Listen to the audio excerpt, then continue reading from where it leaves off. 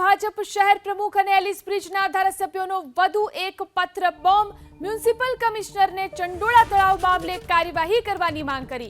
તેમણે પત્રમાં લખ્યું કે કેટલાક તત્વો કચરો ઠાલવી નવી વસાહત બનાવવાની પેરવીમાં છે.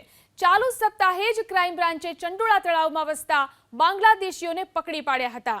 આ વિશે વધુ જાણકારી મેળવી અમારા સંવાદદાતા કુશાંગ ફોન લાઈનથી જોડાયા છે. જી કુશાંગ, ચંડોળા તળાવને લઈ અને શું પત્ર લખવામાં આવ્યો છે, શું રજૂઆત છે?